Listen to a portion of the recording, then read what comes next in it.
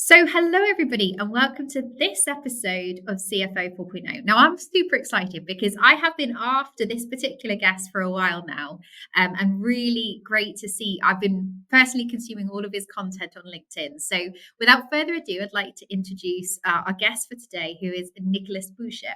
So, if you haven't heard of Nicolas, then I'd be firstly very surprised. If you've seen his following, you'll know what I mean. But he's the founder of the AI Finance Club and a massive influencer on LinkedIn. So welcome, Nicolas. It's so great to have you on the show. Yeah, thank you, Hannah. Finally, we meet. If I remember, I think we were connected since I did, I think, the top 20 women who are a voice about finance on LinkedIn. So it's great to see you now live. Oh no, it's brilliant, and I'm really excited about the topic we're going to be talking about today. So, before we get into sort of AI and ChatGPT and all of that, tell us a little bit about why that topic. So, why did you decide to focus on that as an area within finance? Yeah, so I think since I'm a kid, I really love to play with technology. I got a computer when I was a teenager. My dad was asking me to do his templates on Excel and Google Doc because Word because he could not do it himself. And so and then I played a lot of games like a lot of teenagers.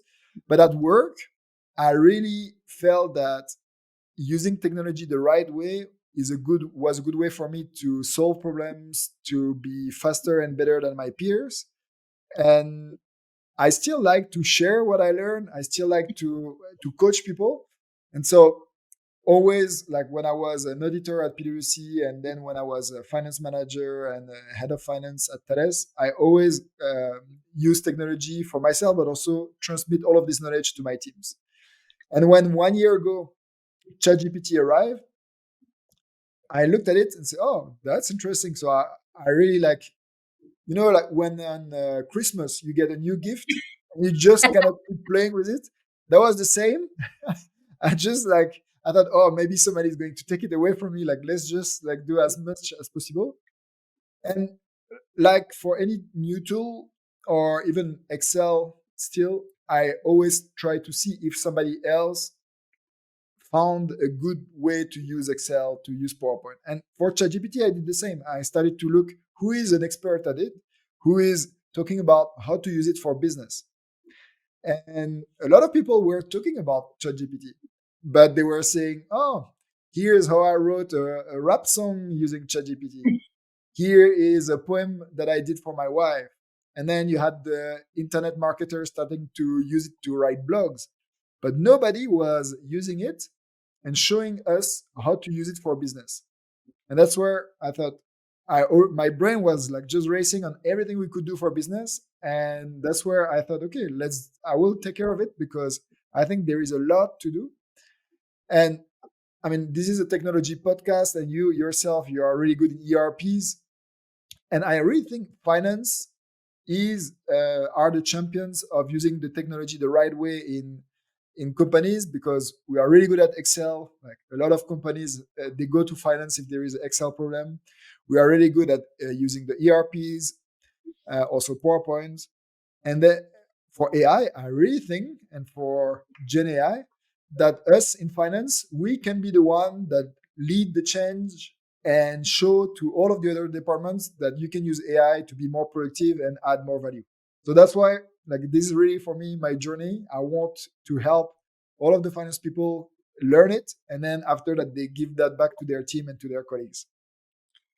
No, and I do think that AI particularly is one of those technologies that's genuinely going to transform and elevate the work of finance in terms of moving away from, I would not the boring stuff, but the stuff that we have to do and it able to really add value as a finance team. So for me, like AI, I see there's so much potential in it. And yes, I'm a bit like you. I'm a real technology geek. So I try not to lean too much into it, but I must admit, AI for me is such an exciting new frontier for finance. So tell us a little bit about how you see the adoption of AI within finance specifically today. Is it being well adopted, or is it still at the early stages? So what is interesting is I did last week when I did a training for one of my clients for KPMG. I asked them, everybody to go on a wall, like a line, and I asked questions like, okay, have you used already ChatGPT? If yeah, Yeah. and then each time they will answer yes, they will just make one step ahead in front of them. And so I asked them that. Then I asked, okay, how often are you using it? Did you use it for work? And then what you see is you have a lot of people that almost didn't move. Yeah. So 80%, I would say, either they have used it once or they use it only for like just to discover it. And then you have maybe 10% that use it a bit, and then only like 5 to 10% that use it every day. And when you see that, you see that there is still a lot of big journey to help in the adoption. And that's what I'm doing, because I really believe it can help in all of the work we do. We spend our time with computers, we spend our time writing, we spend our time thinking. And this is a great tool for this. So what do you think are the sort of the key practical examples like today that people could start using things like ChatGPT and other generative AI technologies for? Yeah, good question. So usually I group this in 4 to 5 buckets. The first one is to be more productive. So each time you have, let's say, I'm going to talk to my sales team, and I have to explain them how revenue recognition works and why they need to get the documents for the process of revenue recognition. Well, if I'm in finance, there is a chance that I'm not that good in words and I'm better in calculating. So how can I explain that to my sales team? Well, I can turn to generative AI and explain, how do I explain that I need these 5 documents to salespeople? Like, how can I make them understandable for them? And then it will give you like a mini email or some ideas on how to do it. So it helps you have more impact. So everything you do with computer and words is really helpful, and communication. The second part is actually when you use Excel. I don't know if you are used to do that, but if you have a problem, you go to YouTube, you find forums, you find blog articles. Each time that you want to solve this, and then you spend half an hour, 1 hour, 3 hours trying to solve this problem. Now, actually, with generative AI, you have kind of an assistant next to you who knows perfectly how works Excel, PowerPoint, who even know how to code, and you can ask any question. It will answer exactly to your problem and not just a general answer. Then the third one is everything we are thinking of for analysis in finance. You can use generative AI to make your assistant who is showing you what are the best analyses, who is giving you the formulas to use, and also who is giving you examples of visualizations. Because now that we have a lot of data, we need actually to make sense of this data, and it's better to use visualization than just tables. And it's really good to use your assistant to ask, okay, what is the best way to show a distribution of salaries? And you will see visuals that you have not thought about, that you didn't know exist. I have a good example. There is the box plot. So I don't know if you know what it is, but it's like this squares that shows the top and the bottom and the average in the middle. And this thing, I didn't know it was possible to do in Excel. And I just learned it thanks to ChatGPT. And then after you have, if you need to write procedures, like it's really good to make generative AI write procedures for you. Or if you need to send instructions for the budget to your departments, you can draft templates even with generative AI. And I think there's the number of uses for AI is just growing in terms of its capabilities. But what I guess on the flip side, I'm a big believer in you've got to know what you can do, but you've also got to know what you perhaps shouldn't use new technology for. So on the flip side, is there anything where you feel like AI isn't ready to help with that particular task yet? So what I just described was generative AI. And generative AI is actually just there to generate an answer. And what we usually do in financial analysis, we analyze. So we don't really create, we just understand patterns, trends, and you cut through the noise. And for this, actually, if you want to plan your revenue for next year, and if you have a business that is quite repetitive, where you can use the past to plan this, there are some models based on AI, but they are not generative. It's like Prophet, for example. It's a model where you can forecast your revenue thanks to AI. But if you are a project company where if one new client will change all of your business, then it doesn't make sense to use AI for this. It's better to talk to the salespeople who know, oh, there is a contract which is going to be closed now, and this was not in the pipeline, but if you want to forecast, put this one. And like you need to, all of the context and the human side, it still plays so much role in the job we do. And another part is also everything about connecting tools together. That's what we do. Like we spend our day like navigating between 20 tools, and our brain is kind of the interface between all of these tools, plus copy and paste. But like our brain is mainly like the one who understand, okay, I saw this information in my email, now I will go in my ERP and analyze some data base and connect the two to create an email to answer to my boss. Well, this is where AI is still really limited because it doesn't have access to anything. It only has access to the data you give. And so if you are lucky, maybe your company already started to have your own AI and already started to upload information, but it's mostly rare. If you are using the generative AI, is all of the information that are inside is what the companies who did them, so OpenAI or Google or Mistral, they train the model based on available data on the internet, but they don't know about your company. And that people need to be aware of that. So that the only limit right now is really that it's not connected to anything. And I guess, when we're thinking about the things we shouldn't do, what are some of the ways that we can, is there anything we need to be careful of when we are using it? So if we're using Oh, it yeah. for the use you put forwards, tell us a little bit about how we can almost mitigate the risk of using AI to help us. So the main risk, like anything you do on internet, your contract, I'm sure, doesn't allow you to send the reporting of February 2024 to your personal email address.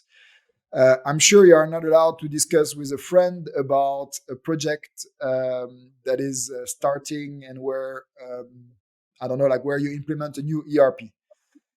And doing this inside ChatGPT is the same problem. You cannot tell in ChatGPT or generative AI, oh, my company is ITAS, and we are going to be approached by an investor who is going to, no, like you are not allowed. So, but you can still go and say, okay, how can I help my company if I am working on a merger and acquisition? What is the process? Can you create a checklist to get documents? This is best practice. And like if you go to your friends or the other companies and you talk about business, you can still learn so much from the others just from best practice. If you want to analyze figures, you can anonymize your figures. The best example, let's imagine that you want to analyze your headcounts. You can just you remove the names. You also you make like fake figures if you want. And what you just ask inside the generative AI is, look at this data. Like I have an example of the 3 lines with 5 columns: name, department, position, salary, increase for next year. And you can ask, what are the best analyses to do? And then what are the best visualizations to do? And generative AI will understand the structure of the data. And based on this, will give you analyses that are possible. And after will guide you on telling you, oh, you can use this formula in Excel. And then you can use this chart. And you solve, I would say, 3 problems with this. First, you didn't give any confidential data, but you just gave the structure. Second, you explain what you want to do. So you picked up one analysis, so you get a step-by-step guide. So you learn about it. And third, if you do it in your own environment, you can scale that because you can do that on a big file, which you cannot do in generative AI because it cannot process a lot of data. And you can get audited by your own manager or internal audit or external audit, and you still show to everybody what is the calculation. And so this is a really great way to turn around this confidentiality issue, plus the fact that you don't have in front of you a spreadsheet, but a generative model. So it's about using Gen AI for inspiration and guidance versus necessarily at this stage, certainly in the technology, using it to do the actual calculations piece. It's about using it to give you a framework to do that calculation. Exactly. Yeah. And you can ask calculations on small figures, but it's I would say it's not scalable, and it's just there, I would say, to brainstorm, like you will do like on a napkin to like the back of the envelope calculations. That's okay. But if you want to build a financial model, if you want to build a big analysis, if you want to generate presentations, it's better to work in your own environment, which is made for this. Yeah, and I think that's the bit to just, I guess, for all of our listeners to be aware of, is like putting data into ChatGPT is a bit like putting it out on the web. You know, it's not necessarily got those security safeguards at the moment. And I think we need to be really careful that we're talking in the moment and in the current state of play. I do feel like there's going to be some opportunities there moving forwards. Yeah, and so there is this piece, but this is being solved if you have some protected LLMs like Google, Microsoft, Amazon. Like they do that with their enterprise clients, where they give that, and you can buy a protected environment. You can also download your own model, but what you still don't solve is it's not made to calculate the model. It's just there to generate. So what you should do actually, and that's what happens with the ChatGPT 4, you can create the code which can calculate. And it's really good at creating the code. And once you have the code in front of you, you can audit the code. And if the code just says column A plus column B, then everybody can understand, even if you never learn how to code. And by coding, then it reduces all of the risk of hallucinations and errors. The only mistake it can do is just write a wrong code, but the calculation will not be wrong. And that's something where we are going in this direction, where you will tell your problem, say, I want to know what are the outliers in all of my employees in terms of salaries. Then generative AI will code some lines calculating how to define outliers. And it's just like with a standard distribution. And after, it will code a visualization showing, okay, like all of these lines are outliers. And here is the list of the 5 names that you should report as outliers. And then the analysis is done, and you can go back to the code to understand what happened. No, that sounds super exciting. And I think for me, the exciting bit of AI is not just what it's doing now, but actually what it's going to do in the future for finance. So what is your ambition for AI in the future? What do you see happening in, say, the next 12 to 18 months within the use of generative AI within finance? So I've seen already some applications on where we have a high volume but low value added. Let's imagine the travel expenses.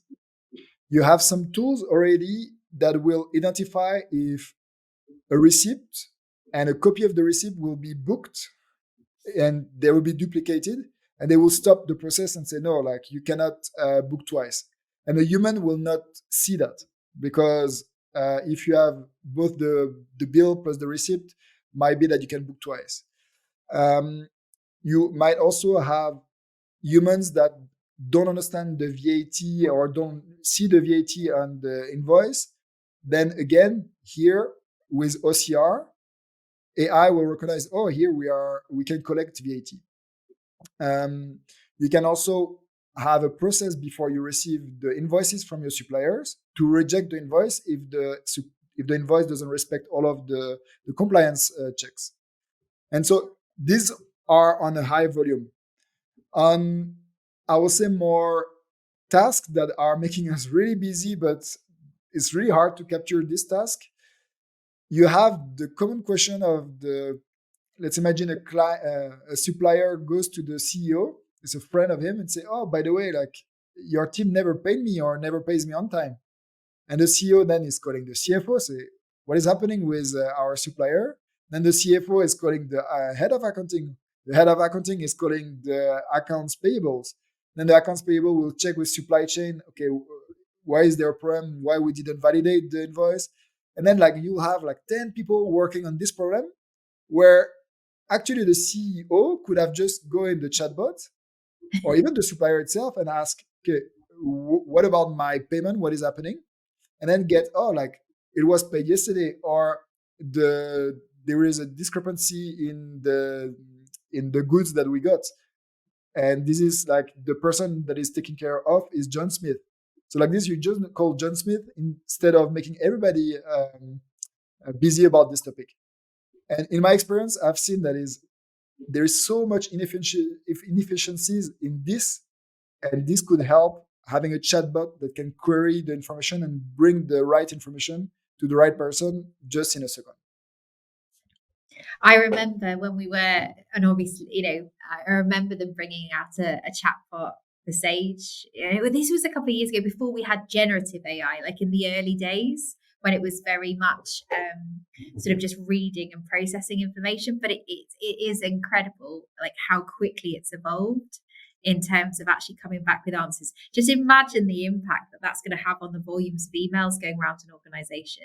That's for me the really exciting piece about that ability to interpret, is that people can go directly into data and systems and get information out without having to ask somebody something that isn't necessarily adding value.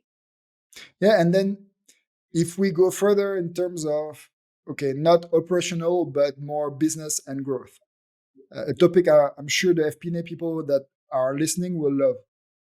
Imagine if you can connect all of the dots of the customer discussion, so emails, CRM, all of the chats. Then you add to it maybe all of the website visits, and maybe which product are being shown, how long, where are people clicking or not. Then you combine that with some information about some countries, like external information, growth for some countries. And you connect all of these dots, and you might anticipate that a product is growing without that you know. Let's imagine that you are selling sparkling water and normal water, and until now was like 50-50. But you notice that in the warm countries, it's a trend now, like everybody wants to have a sparkling water, and you do like it's something you didn't anticipate.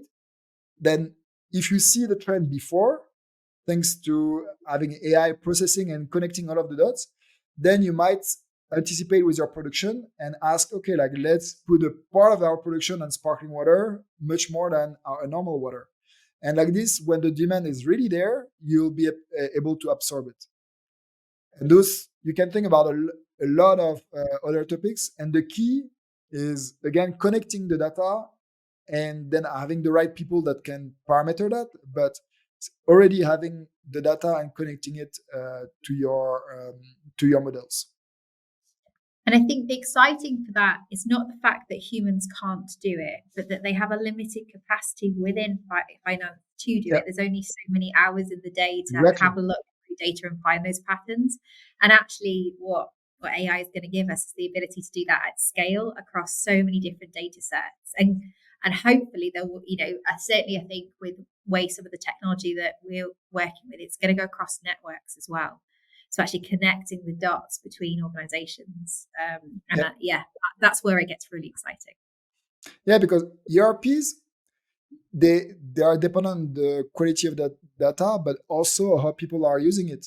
And if you use AI to bring the data clean, because you can clean data much faster if you have some algorithms that are in between. Yeah. And so if you use AI to clean the data, and then after you use AI to enrich the data by connecting the dots with other tools than the ERP, then the user can query and get insights that was not possible to have before. Sorry, data. I get so excited thinking about the potential of using data to drive this forward. So very aware that we've only got a limited amount of time today, Nick, and I want to make sure our listeners can take away something practical. So if you're a finance leader and you're wanting your team to start getting comfortable with the technology that's here and around, what sorts of how would you start that journey with your team? How would you help them to get more accustomed to using AI in day-to-day life? Yeah, so I think first I will train my team on everything that you can do already now without needing any tools. So that's what I did for a lot of organizations. In 1 or 2 hours, you can bring people already really fast to being advanced users, like prompting GenAI the right way and seeing all of what is possible with all of the use cases. Once you have done that, after there is, I would say, like 2 journey. You need to think that one of the language to use AI is Python. And Python is actually accessible right now thanks to generative AI, because you can code Python. So 2 news for everybody who is listening today. The bad news is Python is going to be a tool you will need to use. But the good news is you will not need to know how to program it, because you can use generative AI to program it for you. And so if you use Python, you can use the algorithm to forecast sales, like I told you. Like you just need basically to plug inside a really standard file of Excel of your historical sales. And with 2 lines of code, it will give you the forecast for next year based on your past sales. But also with Python, you can ask, I have 100 files from all of my countries. How can I consolidate that if they have the same format in one file? Again, 1 line of code, and it's done in a second, because Python can change files and can combine files. So that's, and you can use Python to call other algorithms. So that's the first one. So be ready and have people that start to use, even if they are not programmers. The second one, look at tools that are already using AI as a premises. So if you didn't yet start your OCR process and to your P2P process and digitalize this P2P process, then go for a solution that use AI instead of having just the human between the scan invoice and the ERP matching both, because AI can do the matching of the names. Because what we had like 5 to 10 years ago when OCR started, it was just recognizing what it was on the invoice, saying, oh, I see here a number, and here I see a euro, and here I see a name. But it couldn't give the information to the ERP. You had to have a human person who was telling for the first invoice, oh, when you see this field, this means this is the invoice number. When you see this amount, this is the quantity, and here is the before VAT, after VAT. Now, with Gen AI, you can have this process done automatically. If Gen AI will say, oh, at 99% chance, this is the invoice number, then it will just upload in the ERP, and without that any human has to do anything.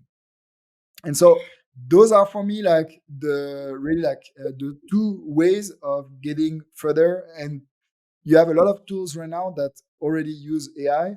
So if you are starting and you didn't have the tools yet, it's actually good, because you can benefit straight away from AI. I know, and so many tools now have an AI strategy that sits alongside. And I think maybe that's something to think about. Obviously we work a lot with technology, and do you know what? It worries me that people don't ask us enough about the future strategy for products. Like, we're always picking products that have that kind of future view, that are really trying to get on top of that. So I spend a lot of my job getting very excited about stuff I can't talk about, which is frustrating sometimes. But it is really important that when you're looking for new tools, whatever area of finance that you're looking into, that you're asking about their AI strategy and if that is part of where they're going. So fabulous. So some great information shared with us today, and thank you so much, Nicolas, for bringing all of your knowledge and experience, and giving us some great examples for how we can actually start applying it now.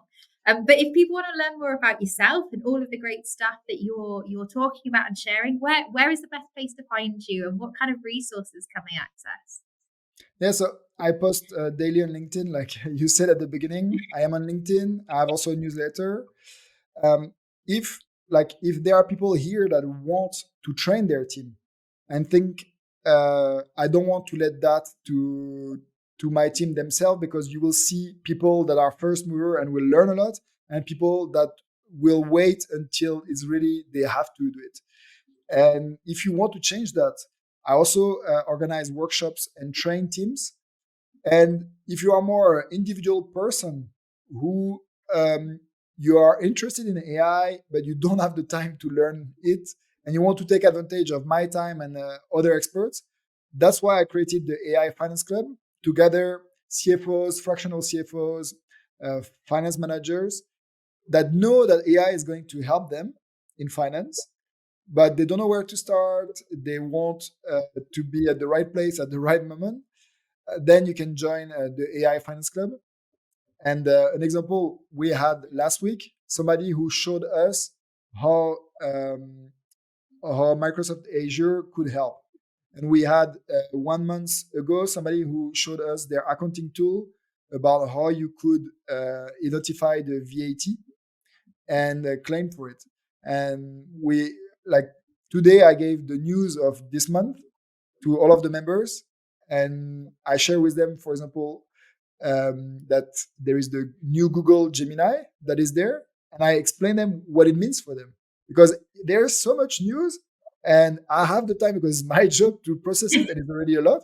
But people have a normal job; they don't have time, and they don't know where to start, and that's why I did that, because a lot of people still want to stay at the top, but there is too much to process, and that's why you can use me for this. Absolutely. And then for anyone that's listening, we will, of course, as usual, put the links to that in the show notes so that you can access those. So, but thank you so much, Nicolas, for sharing all of your thoughts and your knowledge. And hoping you'll agree to come back on the show in the not too distant future to tell us, what's new in AI and how it's developed. And just, it is incredible how fast it's moving. Yeah, sure. And for everybody listening, I really believe that us in finance, we can be the best and the champion of using AI in our work, but also showing that to the other departments. So, I'm sure if you are listening to this podcast, you are already top of the 1% of people who think that technology is important.